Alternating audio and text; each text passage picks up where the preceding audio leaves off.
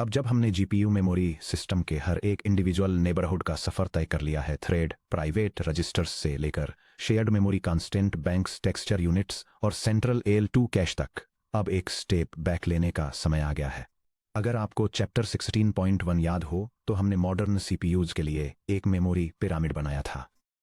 हमने देखा था कि कैसे सीपीयू माइक्रो आर्किटेक्चर एक लंबी गहरी हायरार्की पर रिलाई करता है, जहां registers leads to L one leads to L two leads to एल3 leads to main system RAM, ताकि सिंगल थ्रेडेड एग्जीक्यूशन इंजन को इनफाइनाइट और इंस्टेंट मेमोरी का इल्यूजन दिया जा सके।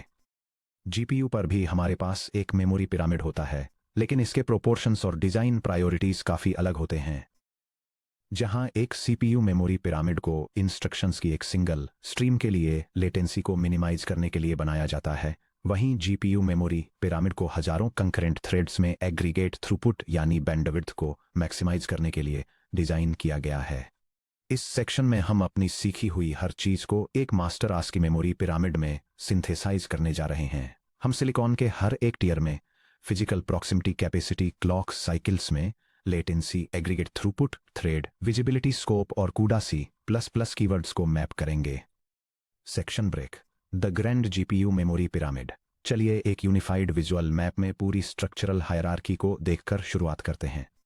इस पिरामिड को अपना अल्टीमेट फिजिकल रेफरेंस गाइड मानिए। जैसे जैसे आप पिरामिड की पीक से इसके बेस की तरफ बढ़ते हैं, कैपेसिटी एक्सपोनेंशियल रूप से बढ़ती जाती है, लेकिन लेटेंसी सैकड़ों क्लॉक साइकिल्स तक स्पाइक हो जाती है और बैंडविड्थ ऑर्डर्स ऑफ मैग्नीट्यूड से गिर जाती है। यह डायग्राम जीपीयू मेमोरी हायरार्की को दिखाता है, जो एक पिरामिड के रूप में स्ट्रक्चर्ड है ताकि मेमोरी लेयर्स, उनके स्कोप, लेटेंसी और बैंडविड्थ के बीच के रिलेशनशिप को दिखाया जा सके।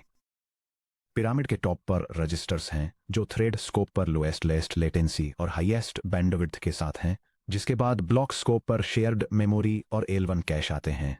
नीचे जाने पर हमें स्ट्रीमिंग मल्टीप्रोसेसर स्कोप पर टेक्सचर और कांस्टेंट कैशेज दिखते हैं और डिवाइस स्कोप पर एक यूनिफाइड L2 कैश दिखता है। बॉटम के पास ग्रिड स्कोप पर ग्लोबल वीरैम है। फाइनली पिरामिड के बेस पर होस्ट स्कोप पर सिस्टम होस्ट मेमोरी है, जिसकी लेटेंसी हाईएस्ट और बैंडविड्थ लोएस्ट है। Decoding the pyramid matrix. एक कूडा डेवलपर के रूप में इस डायग्राम को इफेक्टिवली समझने के लिए आइए ब्रेक डाउन करते हैं कि जब आपके कर्नल इंस्ट्रक्शंस हार्डवेयर पर लैंड करते हैं तो इनमें से हर एक टीयर क्या रिप्रेजेंट करता है। यह टेबल एक जीपीयू आर्किटेक्चर में अलग अलग मेमोरी लेवल्स को कंपेयर करती है, जिसमें उनकी physical location, CUDA language keywords, thread access scope, life time, cycles में लेटेंसी और एग्रीगेट बैंडविड्थ की डिटेल्स दी गई हैं। फर्स्ट, रजिस्टर्स स्ट्रीमिंग मल्टीप्रोसेसर के रजिस्टर फाइल सब कोर के अंदर लोकेटेड होते हैं। ये ऑटोमेटिक लोकल वेरिएबल्स के लिए यूज किए जाते हैं, सिंगल थ्रेड तक स्कोप्ड होते हैं और थ्रेड के एग्जीक्यूशन के ड्यूरेशन तक रहते हैं। रजिस्टर्स में सबसे कम लेटेंसी होती है, जो लगभग 0 से 1 साइकिल्स है, और हाईएस्ट एग्रीगेट बैंडविड्थ होती है, जो ग्रेटर दैन 30 टेराबाइट्स पर सेकंड है। Second, local memory physically of chip video RAM में लोकेटेड होती है, लेकिन L1 और L2 कैशेज में कैश्ड होती है। यह कंपाइलर रजिस्टर स्पिल्स के लिए यूज की जाती है। थ्रेड एग्जीक्यूशन के ड्यूरेशन के लिए सिंगल थ्रेड तक स्कोप्ड होती है। इसकी लेटेंसी लगभग 20 से 800 साइकिल्स होती है और यह ग्लोबल मेमोरी के जैसी ही सेम बैंडविड्थ शेयर करती है। Third, shared memory streaming multiprocessor on chip RAM के अंदर लोकेटेड होती है और इसे शेयर्ड कीवर्ड का यूज करके डिक्लेयर किया जाता है। ये ब्लॉक एग्जीक्यूशन के दौरान एक सिंगल थ्रेड ब्लॉक द्वारा एक्सेसिबल होती है, जिसकी लेटेंसी लगभग 20 से 30 साइकिल्स और एग्रीगेट बैंडविड्थ 15 से 20 टेराबाइट्स पर सेकंड होती है। फोर्थ, L1 डेटा कैशे भी streaming multiprocessor on chip static RAM के अंदर लोकेटेड होता है। हार्डवेयर द्वारा इम्प्लिसिटली मैनेज्ड या कूडा फंक सेट एट्रीब्यूट API के जरिए कॉन्फ़िगर किया गया। ये एक सिंगल स्ट्रीमिंग मल्टीप्रोसेसर तक स्कोप्ड होता है, हार्डवेयर मैनेज्ड होता है और शेयर्ड मेमोरी की तरह ही 20 से 30 साइकिल्स की सेम लेटेंसी और 15 से 20 टेराबाइट्स पर सेकंड की बैंडविड्थ शेयर करता है। Fifth, texture cache streaming multiprocessor read only unit के अंदर लोकेटेड होता है। कूडा टेक्सचर ऑब्जेक्ट _T या _LDG फंक्शन के जरिए एक्सेस किया जाने वाला ये ग्रिड स्कोप्ड और रीड ओनली होता है, जो एक डायनेमिक कर्नेल ड्यूरेशन तक रहता है। इसकी लेटेंसी लगभग 30 से 50 साइकिल्स और एग्रीगेट बैंडविड्थ 10 से 15 टेराबाइट्स पर सेकंड होती है। सिक्स्थ, कांस्टेंट कैशे, जो स्ट्रीमिंग मल्टीप्रोसेसर कांस्टेंट यूनिट के अंदर लोकेटेड होता है। कांस्टेंट कीवर्ड के साथ डिक्लेयर किया जाता है। यह एप्लीकेशन के लाइफ टाइम के लिए grid wide read only access provide करता है, जिसकी लेटेंसी लगभग 2 से 30 साइकिल्स और aggregate bandwidth up to 15 terabytes पर सेकंड होती है। Seventh, L2 cache GPU die crossbar hub पर लोकेटेड होता है। इम्प्लिसिटली या परसिस्टेंस एपीआईज के जरिए मैनेज्ड, यह एप्लीकेशन के लाइफ टाइम के लिए डिवाइस पर सभी स्ट्रीमिंग मल्टीप्रोसेसर्स द्वारा एक्सेसिबल होता है, जिसकी लेटेंसी लगभग 200 साइकिल्स और एग्रीगेट बैंडविड्थ 3 से 7 टेराबाइट्स पर सेकंड होती है। Eighth, global memory dedicated video RAM chips पर रिसाइड करती है और इसे डिवाइस कीवर्ड के जरिए एक्सेस किया जाता है या कूडा मैलॉक का यूज करके एलोकेट किया जाता है। सभी स्ट्रीमिंग मल्टीप्रोसेसर्स और होस्ट द्वारा एक्सेसिबल, इसे एक्सप्लिसिट एलोकेशन की रिक्वायरमेंट होती है। इसकी लेटेंसी लगभग 400 से 800 साइकिल्स और एग्रीगेट बैंडविड्थ 1 से 3 टेराबाइट्स पर सेकंड होती है। Finally, host memory system motherboard RAM पर लोकेटेड होती है, जो कूडा होस्ट एलॉक या कूडा मैलॉक मैनेज्ड का यूज करती है। यह सिस्टम बस के जरिए सीपीयू और जीपीयू दोनों द्वारा एक्सेसिबल होती है। इसे एक्सप्लिसिट एलोकेशन की रिक्वायरमेंट होती है। इसकी हाईएस्ट लेटेंसी लगभग 1000 या उससे ज़्यादा साइकिल्स होती है और एग्रीगेट बैंडविड्थ 1.5 से 128 गीगाबाइट्स पर सेकंड होती है। नोट, कांस्टेंट मेमोरी लेटेंसी लगभग 2 साइकिल्स तक ड्रॉप हो जाती है जब एक वार्प के सभी 32 थ्रेड्स बिल्कुल एक ही एड्रेस को रीड करते हैं, जिसे ब्रॉडकास्ट हिट कहते हैं। लेकिन अगर थ्रेड्स 32 अलग एड्रेसेस की रिक्वेस्ट करते हैं तो ये लगभग 30+ साइकिल्स तक सीरियलाइज हो जाती है। Section break, deconstructing the layers, physical proximity और स्कोप। चलिए इस विजुअल पिरामिड के हर लेवल में डीप डाइव करते हैं। जैसे ही हम इंटीरियर्स को एग्जामिन करते हैं, ध्यान दीजिए कि माइक्रोचिप डाई पर physical distance directly access speed और डेटा विजिबिलिटी को डिक्टेट करता है। यह डायग्राम एक ग्राफिक्स प्रोसेसिंग यूनिट की फिजिकल मेमोरी हायरार्की और लेटेंसी टोपोलॉजी और होस्ट सिस्टम के साथ इसके कनेक्शन को दिखाता है। यह डिटेल में बताता है कि कैसे डेटा एक्सेस स्पीड और स्कोप अलग अलग लेवल्स पर चेंज होते हैं, जो एक स्ट्रीमिंग मल्टीप्रोसेसर के अंदर सबसे फास्ट और सबसे पास वाले रजिस्टर्स से स्टार्ट होकर शेयर्ड मेमोरी और L1 कैश से होते हुए एक क्रॉसबार स्विच के पार यूनिफाइड L2 कैश तक, फिर of chip global video memory तक और फाइनली सिस्टम बस के लिए सिस्टम होस्ट मेमोरी तक जाता है। हर level physical distance, latency cycles और एक्सेस स्कोप के बीच एक ट्रेड ऑफ दिखाता है। लेवल 1 रजिस्टर्स और local memory thread private domain. हमारे पिरामिड के बिल्कुल पीक पर रजिस्टर्स होते हैं। चिप डिजाइन में फिजिकल प्रॉक्सिमिटी ही सब कुछ है। रजिस्टर्स स्ट्रीमिंग मल्टीप्रोसेसर के एग्जीक्यूशन सब कोर्स के अंदर रहते हैं, फ्लोटिंग पॉइंट यूनिट्स FPUs और टेंसर कोर्स से महज कुछ माइक्रोमीटर की दूरी पर। क्योंकि इलेक्ट्रिकल सिग्नल्स को सिलिकॉन ट्रेसेस पर केवल बहुत छोटी दूरियां तय करनी होती हैं, इसलिए रजिस्टर रीड्स और राइट्स लगभग तुरंत कंप्लीट हो जाते हैं, आमतौर पर एक सिंगल क्लॉक साइकिल में।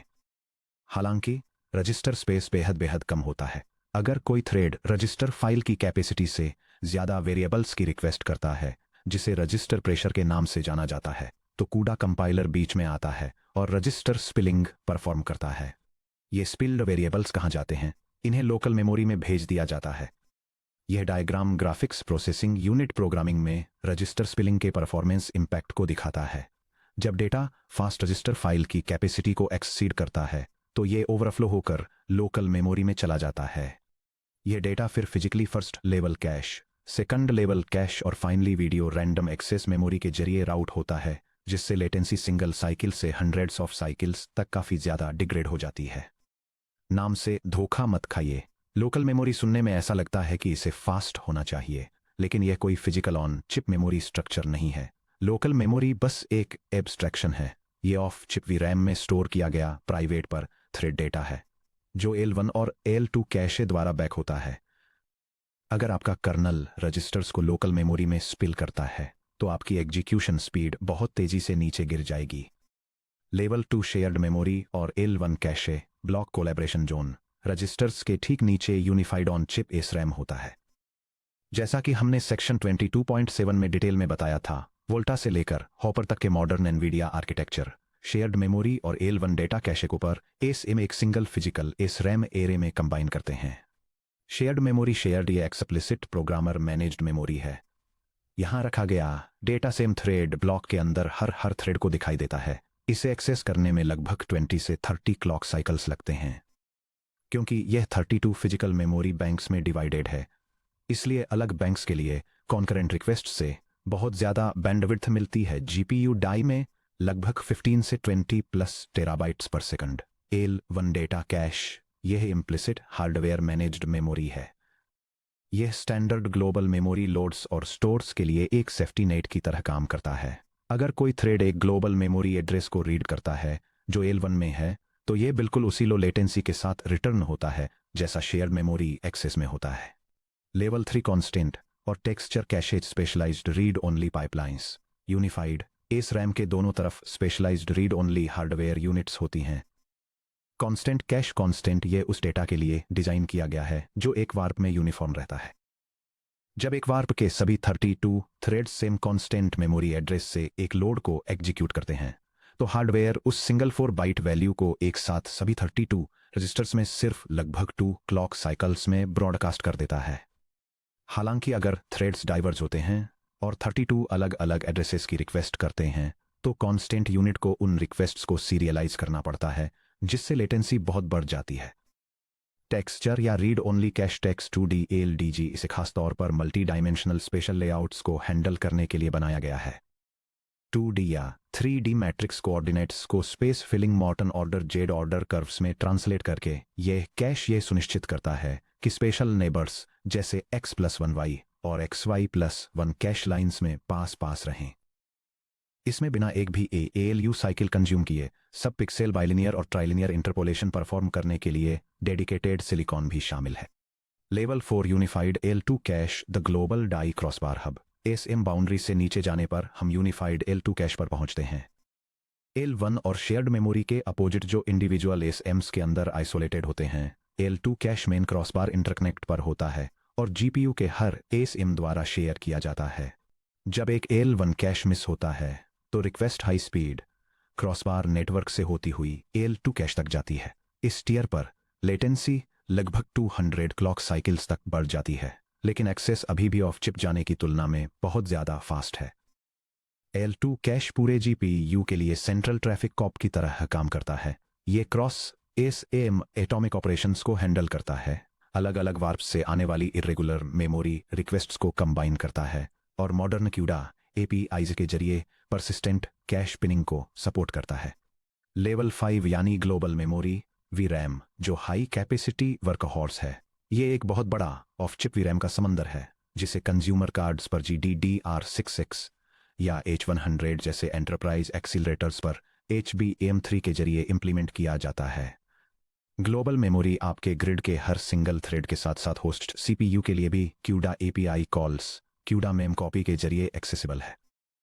यह 16 गीगाबाइट्स से लेकर 96 प्लस गीगाबाइट्स तक की बड़ी कैपेसिटी ऑफर करता है, लेकिन चूंकि मेमोरी रिक्वेस्ट्स को GPU प्रोसेसर कोर से बाहर निकलकर अलग DRAM चिप्स तक फिजिकल PCB ट्रेसेज के जरिए जाना पड़ता है, इसलिए ग्लोबल मेमोरी से डेटा लाने में एक बहुत बड़ा लेटेंसी नुकसान होता है जो कि 400 से 800 क्लॉक साइकिल्स तक होता है। यह डायग्राम एक GPU ग्लोबल लोड इंस्ट्रक्शन के लिए मेमोरी एक्सेस हायरार्की और लेटेंसी साइकिल्स को दिखाता है। यह दिखाता है कि कैसे एक थ्रेड सबसे पहले L1 डेटा कैशे को चेक करता है, जो एक हिट होने पर 20 to 30 साइकिल्स में रिजॉल्व हो जाता है। अगर कोई मिस होता है, तो ये L2 डेटा कैशे को क्वेरी करता है, जिसमें हिट होने पर लगभग 200 साइकिल्स लगते हैं। इसके बाद मिस होने पर फिजिकल वीडियो रैम को एक्सेस करने की ज़रूरत होती है, जिसके कारण डेटा रिट्रीव करने के लिए 500 से ज़्यादा साइकिल्स का एक सिग्निफिकेंट स्टॉल होता है। लेवल 6 यानी सिस्टम होस्ट मेमोरी जो PCI एक्सप्रेस या NVLink ब्रिज है, हमारे पिरामिड के सबसे नीचे CPU की सिस्टम रैम होती है, जैसे DDR4 या DDR5। जब आपके GPU कर्नल को होस्ट सिस्टम मेमोरी में मौजूद डेटा की ज़रूरत होती है, तो उस डेटा को एक एक्सटर्नल बस के जरिए ट्रेवल करना पड़ता है, जो या तो PCI एक्सप्रेस होती है या NVLink। यहाँ तक कि PCI एक्सप्रेस जेन 5 के लगभग 64 गीगाबाइट्स पर सेकंड की बाई डायरेक्शनल बैंडविड्थ ऑफर करने के बावजूद यह इंटरकनेक्ट ऑफ चिप वीरैम की तुलना में काफ़ी ज़्यादा धीमा है, जो 1000 से 3000 गीगाबाइट्स पर सेकंड पर चलती है।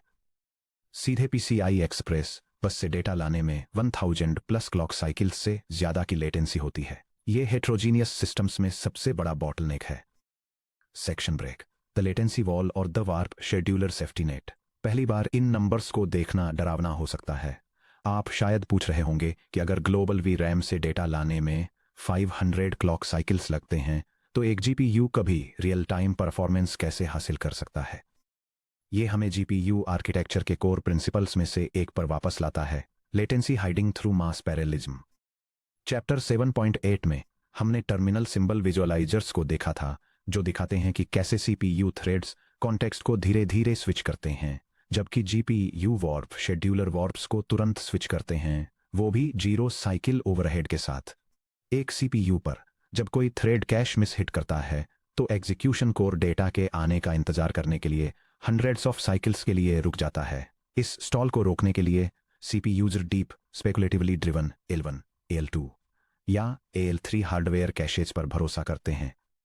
एक GPU पर हार्डवेयर बिल्कुल अलग अप्रोच अपनाता है। यह डायग्राम GPU कंप्यूटिंग में लेटेंसी हाइडिंग के कॉन्सेप्ट को इलस्ट्रेट करता है। यह दिखाता है कि कैसे हार्डवेयर शेड्यूलर एग्जीक्यूशन को एक्टिव वॉर्प्स पर स्विच करता है जो मैथमेटिकल ऑपरेशंस कर रहे होते हैं, जबकि दूसरे वॉर्प्स टेम्परेरली पॉज्ड होते हैं और मेन मेमोरी से डेटा रिट्रीव करने का वेट कर रहे होते हैं। जैसे ही रिक्वेस्टेड मेमोरी डेटा आ जाता है, पॉज्ड वॉर्प्स रिज्यूम हो जाते हैं, जिससे ओवरऑल प्रोसेसर यूटिलाइजेशन मैक्सिमाइज हो जाता है। जब वॉर्प 0 एक global memory read instruction LDG issue करता है जो L और L2 को मिस करता है, तो इस एम का वॉर्प शेड्यूलर खाली नहीं बैठता है। यह तुरंत वॉर्प 0 को सुला देता है और बिल्कुल अगले क्लॉक साइकिल पर एग्जीक्यूशन को वॉर्प 3, वॉर्प 4 या वॉर्प 5 पर स्विच कर देता है। जब तक एक SM के पास हाई ऑक्यूपेंसी के साथ कंप्यूट हैवी इंस्ट्रक्शंस चलाने वाले पर्याप्त एक्टिव वॉर्प्स हैं, ये ग्लोबल मेमोरी की 500 साइकिल लेटेंसी वॉल को पूरी तरह से कवर कर सकता है। Section break, comparing memory hierarchies, CPU versus GPU। आपके सिस्टम आर्किटेक्चर के मेंटल मॉडल को मजबूत करने के लिए आइए चैप्टर 16.1 के CPU मेमोरी पिरामिड की तुलना GPU मेमोरी पिरामिड से करें, जिसे हमने यहाँ चैप्टर 22 में अनपैक किया है। यह डायग्राम सेंट्रल प्रोसेसिंग यूनिट्स और ग्राफिक्स प्रोसेसिंग यूनिट्स की मेमोरी हायरार्कीज को कंपेयर करता है। Left side CPU memory structure को इलस्ट्रेट करता है, जो रजिस्टर्स, 3 लेवल्स ऑफ कैश और सिस्टम मेमोरी का यूज करके लेटेंसी को मिनिमाइज करने पर फोकस करता है। Right side GPU memory structure को इलस्ट्रेट करता है, जो एक massive register file, shared SRAM, specialized texture और कांस्टेंट कैशेज, एक यूनिफाइड L2 कैश और high performance global video memory का यूज करके हाई बैंडविड्थ पर फोकस करता है। स्ट्रक्चरल डिफरेंसेस पर ध्यान दें। फिजिकल रजिस्टर फाइल साइज एक मॉडर्न CPU कोर में आमतौर पर कुछ 100 एंट्रीज ब्रैकेट ओपन, कुछ किलोबाइट्स ब्रैकेट क्लोज का रजिस्टर फाइल होता है। इसके विपरीत एक सिंगल GPU स्ट्रीमिंग मल्टीप्रोसेसर में 64 KB से 256 KB तक का रजिस्टर फाइल स्पेस होता है। एक्सक्लेमेशन मार्क पूरे GPU डाई में ब्रैकेट ओपन, जिसमें 100 से ज्यादा SM हो सकते हैं, ब्रैकेट क्लोज। कुल मिलाकर aggregate register file space 20 megabyte से ज्यादा हो सकता है, जो कि बिजली की तरह तेज। 1 साइकिल एक्सेस सिलिकॉन है। Exclamation mark explicit software control CPU पर L1, L2 और L3 में कैशे मूवमेंट पूरी तरह से ट्रांसपेरेंट होता है और इसे पूरी तरह से हार्डवेयर द्वारा मैनेज किया जाता है। GPU पर आपको shared memory bracket open, shared bracket close के जरिए ऑन चिप SRAM पर डायरेक्ट सॉफ्टवेयर कंट्रोल मिलता है। आप कैशे कंट्रोलर की तरह काम करते हैं। लेटेंसी बॉटलनेक्स को बाईपास करने के लिए डेटा को एक्सप्लिसिटली स्टेज करते हैं। स्पेशलाइजेशन GPUs में dedicated domain specific memory paths होते हैं, जैसे कि हार्डवेयर कांस्टेंट ब्रॉडकास्ट ट्रीज और टेक्सचर सैंपलिंग इंजनों, जो कन्वेंशनल CPU मेमोरी आर्किटेक्चर में नहीं होते हैं। Section break, the CUDA developers memory selection decision matrix. जब एक CUDA कर्नल डिजाइन कर रहे हों तो हर वेरिएबल के लिए सही मेमोरी टियर चुनना एकमात्र सबसे ज्यादा इंपैक्टफुल ऑप्टिमाइजेशन डिसीजन है जो आप लेंगे। सही चॉइस करने में आपकी मदद के लिए जब भी आप कोई नया एल्गोरिदम डिजाइन करें तो इस सिंपल डिसीजन फ्लोचार्ट का यूज करें कोलन। ये फ्लोचार्ट जीपीयू प्रोग्रामिंग में मेमोरी वेरिएबल्स एलोकेट करने के डिसीजन मेकिंग प्रोसेस को दिखाता है। यह डेवलपर्स को डेटा म्यूटेबिलिटी और स्कोप के बारे में सवालों की एक सीरीज के जरिए गाइड करता है। सबसे पहले यह पूछता है कि क्या कर्नल एग्जीक्यूशन के दौरान डेटा मॉडिफाई होता है। रीड ओनली डेटा के लिए यह चेक करता है कि क्या डेटा एक वार्प में यूनिफॉर्म है, ताकि कांस्टेंट मेमोरी या टेक्सचर और रीड ओनली कैश के बीच चुना जा सके। राइटेबल डेटा के लिए यह डिटरमाइन करता है कि क्या डेटा एक सिंगल थ्रेड के लिए प्राइवेट है, जो रजिस्टर स्टोरेज की तरफ इशारा करता है, या फिर एक थ्रेड ब्लॉक में शेयर्ड है, जो शेयर्ड मेमोरी को डिक्टेट करता है। और अगर दोनों में से कुछ भी लागू नहीं होता तो यह डिफ़ॉल्ट रूप से ग्लोबल डिवाइस मेमोरी पर चला जाता है। मेमोरी टियर के हिसाब से बेस्ट प्रैक्टिसेस की समरी। रजिस्टर्स, इनका इस्तेमाल करें loop counters, intermediate scalar arithmetic और एक्यूमुलेटर वेरिएबल्स के लिए। ध्यान रखें, थ्रेड्स के अंदर बड़े स्टैटिक एरेज डिक्लेयर करने से बचें, जैसे फ्लोट ARR 634। अगर इन्हें डायनेमिकली इंडेक्स किया जाता है, जैसे ARRI में, तो कंपाइलर एरे को लोकल मेमोरी में स्पिल कर देगा, जिससे गंभीर VRAM लेटेंसी पेनल्टी होगी। Shared memory _share_. इनका इस्तेमाल करें एक थ्रेड ब्लॉक के अंदर एडजेसेंट थ्रेड्स द्वारा कई बार रीयूज होने वाले डेटा के लिए। उदाहरण के लिए मैट्रिक्स टाइल्स, स्टेंसिल हेलोस या पैरेलल रिडक्शन ट्रीज। ध्यान रखें बैंक कॉन्फ्लिक्ट्स का। यह पक्का करें कि एक वॉर्प में थ्रेड्स अलग अलग मेमोरी बैंक्स को एक्सेस करें, या ब्रॉडकास्ट के रूप में एक ही समय में बिल्कुल सेम एड्रेस को एक्सेस करें। Constant memory _constant_। इनका इस्तेमाल करें read only configuration parameters, coefficients, camera matrices या फिल्टर वेट्स के लिए, जो कर्नेल एग्जीक्यूशन के दौरान नहीं बदलते हैं। ध्यान रखें एक्सेस डाइवर्जेंस का। अगर वॉर्प थ्रेड्स अलग अलग कांस्टेंट एड्रेसेस को रीड करते हैं तो रीड्स सीरियलाइज हो जाते हैं। टेक्सचर मेमोरी या रीड ओनली कैशे _LDG। इनका इस्तेमाल करें 2D या 3D special data, image processing arrays, mesh grids या अनकॉलेस्ड रीड ओनली ग्लोबल पॉइंटर्स के लिए। ध्यान रखें सेटअप ओवरहेड का। कुडा टेक्सचर ऑब्जेक्ट टी क्रिएट करने के लिए एक कुडा एरे टी एलोकेट करने और होस्ट पर रिसोर्स डिस्क्रिप्टर्स सेटअप करने की जरूरत होती है। Global memory CUDA malloc. इनका इस्तेमाल करें प्राइमरी इनपुट और आउटपुट डेटा स्ट्रक्चर्स के लिए, जो ऑन चिप मेमोरी कैपेसिटी से ज्यादा हों।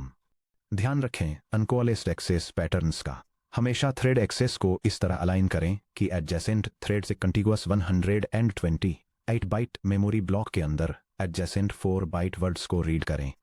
Section break. Section 6 architectural synthesis tracing data trajectories. ये समझने के लिए कि ये स्ट्रक्चरल टीयर्स एक साथ कैसे काम करते हैं, आइए एक रियल वर्ल्ड जीपीयू एप्लीकेशन में मेमोरी पिरामिड के माध्यम से ट्रैवल करने वाले डेटा के स्टेप बाय स्टेप पाथ को ट्रेस करें। इमेजिन कीजिए कि हम एक special 2D convolution kernel execute कर रहे हैं, जैसे कि एक इमेज ब्लर फिल्टर। यह डायग्राम एक जीपीयू एक्सेलरेटेड कंप्यूटिंग टास्क के end to end data flow और मेमोरी हायरार्की स्टेजेस को दिखाता है, जो टिपिकली कूडा के जरिए मैनेज किया जाता है।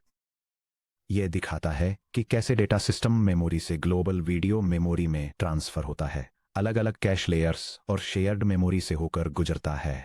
हाई स्पीड कंप्यूटेशन के लिए रजिस्टर्स और टेंसर कोर्स के जरिए प्रोसेस किया जाता है, और फाइनली मेमोरी हायरार्की के जरिए होस्ट सिस्टम में वापस राइट बैक होता है। उस ट्रेजेक्टरी को देखिए।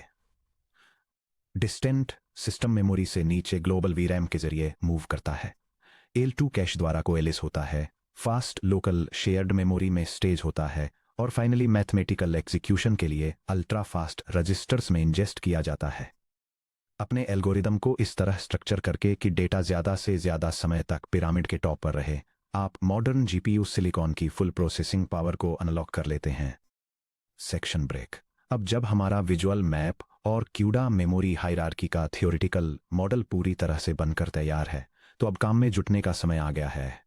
अगले सेक्शन में हम एक hands on high performance CUDA lab बनाकर इन सभी प्रिंसिपल्स को प्रैक्टिकली यूज करने जा रहे हैं। क्या आप ये देखने के लिए तैयार हैं कि शेयर्ड मेमोरी में डेटा को स्टेज करने से एक slow memory bound global matrix operation कैसे एक लाइटनिंग फास्ट कर्नेल में बदल सकता है? चलिए आगे बढ़ते हैं। 22.9 practice lab accelerating data access using shared memory tiling in CUDA पर।